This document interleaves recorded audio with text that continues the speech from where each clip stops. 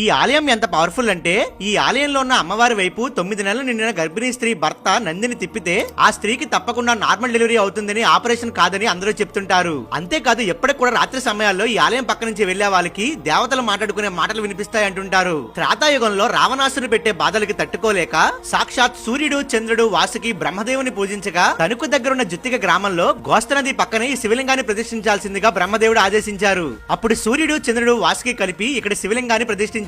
ఈ ఆలయాన్ని దర్శించుకుని ఈ దేవుణ్ణి పూజ చేసిన వాళ్ళకి సంతాన సమస్యలు ఉండవని, ఆరోగ్య సమస్యలు తీరుతాయని అంటుంటారు. కేవలం శివపార్వతులే కాదు, ఇక్కడ సుబ్రహ్మణ్యేశ్వర స్వామి, కామాక్షి దేవి, వీరభద్రుడు, సూర్యుడు ఇలా ఎంతో మంది ఆలయాలున్నాయి. ఈ ఆలయం జుత్తిక గ్రామంలో ఉంది. ఇది తణుకుకి 15 కిలోమీటర్ల దూరంలో, రాజమండ్రికి 63 కిలోమీటర్ల దూరంలో ఉంది. ఈ ఆలయం పేరు శ్రీ ఉమా వాసుకి రవి సోమేశ్వర స్వామి ఆలయం. ఇలాంటి అద్భుతమైన ఆలయాన్ని తప్పకుండా దర్శించుకోవాలి. మీ ఫ్రెండ్స్ అండ్ ఫ్యామిలీ ప్రతి ఒక్కరికి వీడియో తప్పకుండా షేర్ చేయండి. మన పేజ్ ని ఫాలో అవడం అస్సలు మర్చిపోవద్దు.